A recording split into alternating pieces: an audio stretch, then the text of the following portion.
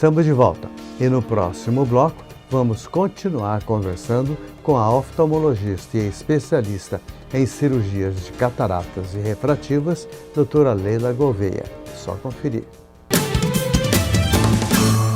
Bom, então vamos saber realmente como é esse exame tão falado e tão minucioso como a gente vai observar. Isso. Então, veja, uma vez que a gente passou da parte do questionário e já colocou aqui, a gente vai para esse módulo aqui, que é a interferometria. A gente vai projetar no olho do paciente, né, essa imagem, e vocês observam aqui, a cada medida que ela pisca, o que acontece? Você vê a parte gordurosa, aparece uma gordura aqui no filme lacrimal, e é isso que o aparelho quantifica. Se as suas glândulas na borda da pálpebra está produzindo gordura suficiente para segurar a parte aquosa da lágrima, evitando a evaporação. Lembra que eu falei do olho seco evaporativo? Quando você tem pouca quantidade de gordura, a lágrima evapora. A parte aquosa da lágrima evapora e começa a criar pontos secos. Então, isso é importante. Caso essa gordura seja pouca, tem como estimular? A gente vai chegar lá. Tem mais 2 passos na frente e aí a gente vai chegar lá. Depois dessa parte análise da interferometria, a gente vai medir o menisco lacrimal. Então, o que é o menisco lacrimal? A gente projeta esse outro módulo aqui na superfície da córnea, que vocês estão vendo esses círculos. Então, eu meço a altura dessa lâmina brilhante que tem aqui, que a gente vê nas pessoas, em cima da pálpebra inferior, que é a medida desse menisco, a altura disso aí. Então, ele tem que ser, para ser um menisco saudável, acima de 20, a quantidade dessa película aqui. Então, dá 0,20 milímetros. 0,2, na verdade, né? Então, eu tenho como medir isso aí. Então, é a medida do menisco. Depois, eu tenho outras coisas. Eu tenho o break-up time, que a gente fala. O que é isso? É o tempo que leva entre você pisca, manda o paciente piscar, aí você deixa o olho aberto. Então, o tempo que leva entre você parar de piscar e aparecer o primeiro ponto seco. Em geral, isso leva de 8 a 10 segundos. Se você quebrar o filme lacrimal antes disso, aí o aparelho já te mostra. Então, você está tendo ruptura do filme lacrimal antes do momento correto que ele tem que lubrificar o seu olho, entendeu? Tá vendo, gente? Informações que o Centro Amazonense de Oftalmologia tem para vocês, além da informação, o tratamento, que é o principal. Você não precisa sair de Manaus para ir a outros centros fazer os seus tratamentos oftalmológicos. Aqui você tem profissionais capacitados, aqui você tem alta tecnologia, que é o principal.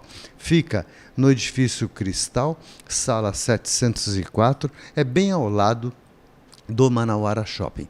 Telefone 984038329 e o 3305-2511. Então, doutora, o próximo passo agora? Próximo passo, nós vamos ter o piscar dos olhos, né? A gente conta quantas piscadas o paciente... O aparelho conta, na verdade. Quantas piscadas o paciente faz que seja suficiente para fazer... espalhar, vamos dizer assim, o filme lacrimal. E a outra parte que você acabou de me perguntar, se tiver, por exemplo, diminuição dessa produção de gordura, como é que faz? Então, aqui a gente tem a imagem, esse aparelho tem uma câmera infravermelho, né, que mostra a estrutura da glândula. Então, essas são as glândulas que a gente chama glândulas de meibômios. Cada tubinho desse que vocês veem aqui é uma estrutura glandular. Então, essa estrutura, ela desemboca bem na borda da pálpebra, então ela se contrai e solta a gordurinha por aqui. Então, quando o paciente tem alterações nas glândulas de meibômio, pequenas, a gente consegue estimular essas glândulas através do tratamento com a luz pulsada para que elas soltem isso aí com muito mais facilidade. Às vezes elas fazem obstrução do orifício de saída. Então, a luz pulsada, que é uma luz quente, né, ela estimula essa saída da secreção lipídica ou gordurosa para jogar em cima do olho. Então, esse que é o tratamento, né? Doutora, e o olho seco não tratado, quais são as consequências? Bom, o olho seco não tratado, a sintomatologia ela vai se acentuando e tem momentos em que você tem atrofia das glândulas de meibômio e aí você não consegue fazer mais nada. Então, eu só consigo tratar, estimular essas glândulas se elas existirem. Com o passar do tempo, essas glândulas elas vão atrofiando, entendeu? Então, elas vão entupindo, vão atrofiando, elas podem gerar aquilo que o pessoal chama de terçol, é nessa mesma glândula. Entende? Tá vendo, gente? Você começou a ter desconforto nos olhos, procura o Centro Amazonense de Oftalmologia. E aí, feito, Edson, tudo isso, toda essa avaliação, se a gente chegar à conclusão de que não, você não tem alteração nas glândulas, de que as glândulas estão bem, a camada lipídica está boa e que você tem problema na camada aquosa da lágrima, aí você pode fazer tratamentos com imunomoduladores, que são medicamentos, né, colírios, e você pode fazer um tamponamento que a gente chama de plug lacrimal. O canal lacrimal, a via lacrimal, ele tem 2 orifícios, onde o colírio, a lágrima, drena para dentro do nariz. Então, se você tiver uma deficiência aquosa da lágrima, diminuição da quantidade, você tem que fazer um plugzinho, tampar esse orifício, para que você tenha um acúmulo de lágrima na superfície do olho, entendeu? É como se você, por exemplo, quisesse conter água dentro de um recipiente, de uma pia. Quando você tampa, o que você faz? Você acumula água, né? Mesma coisa. Só que como ele tem 2 orifícios, você tampa um e observa a quantidade. Porque se você tampar os 2, o que pode acontecer é excesso de lágrima. Entendeu? E o tratamento, então, doutor? Tem que dosar. O tratamento é isso. Hoje o tratamento é exatamente isso. É a luz pulsada, são os colírios imunomoduladores e o plug. E se tem 100% de efeito?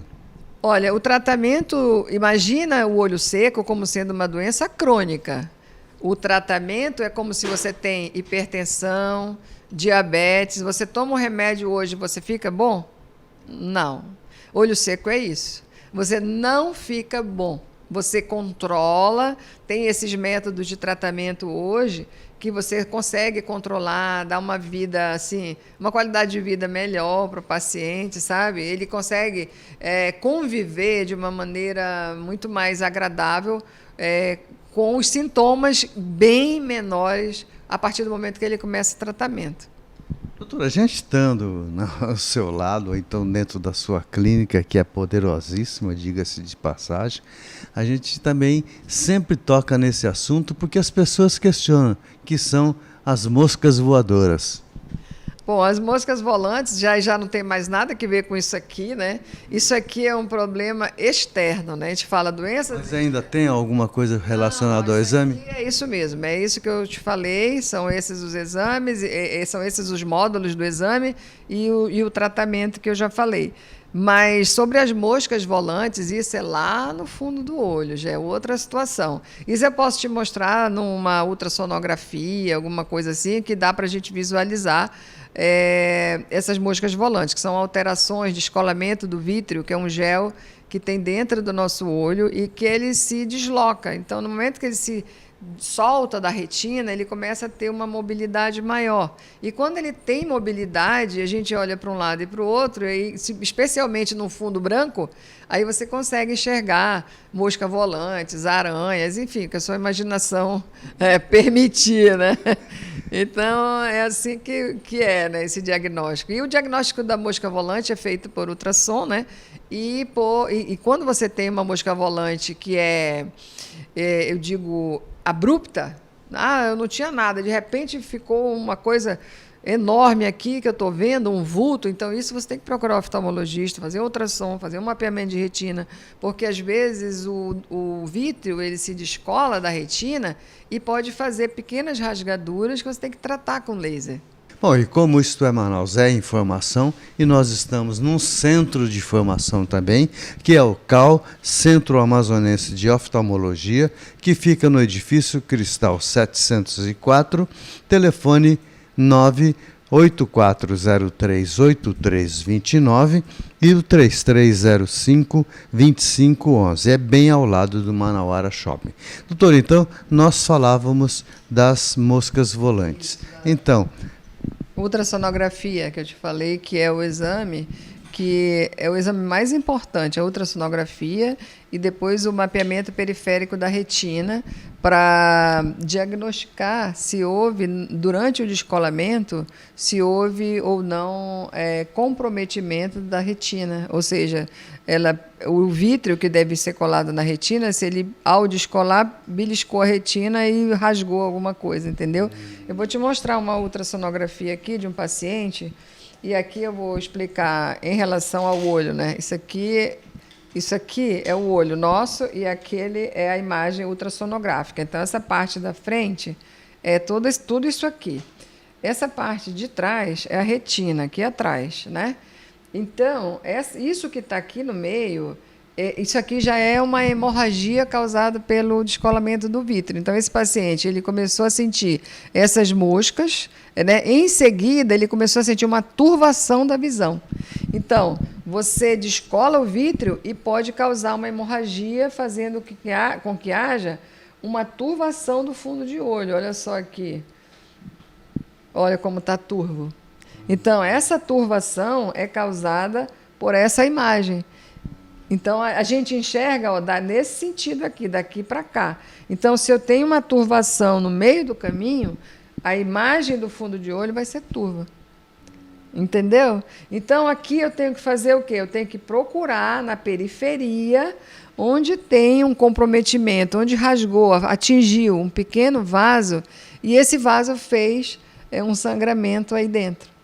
Entendeu? Agora, doutora, essa mosca, depois descolada, que está dentro da retina, é reversível isso? Consegue se tirar? Consegue? Ele vai causar que desconforto ao paciente? O desconforto é exatamente essa visão de floaters, como a gente chama, de moscas volantes, corpos flutuantes.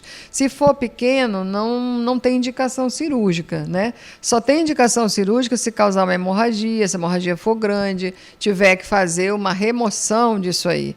Mas, em geral, só o descolamento do vítreo não se faz nada.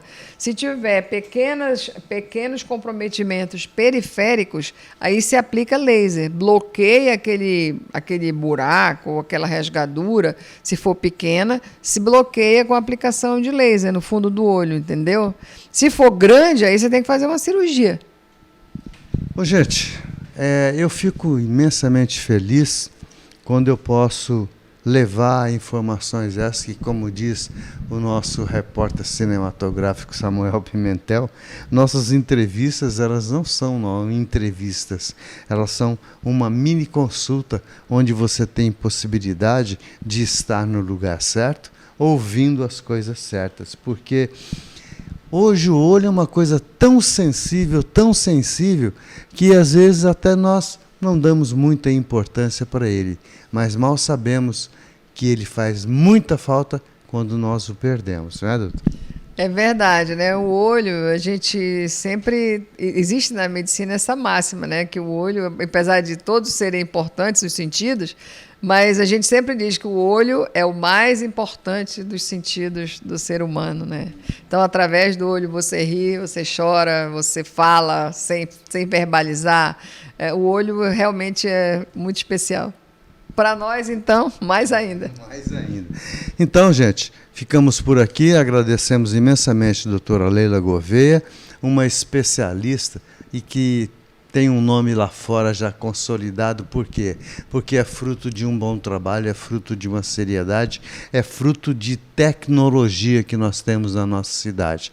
E sem falar no ser humano, que acho que, para mim, isso não tem preço que pague.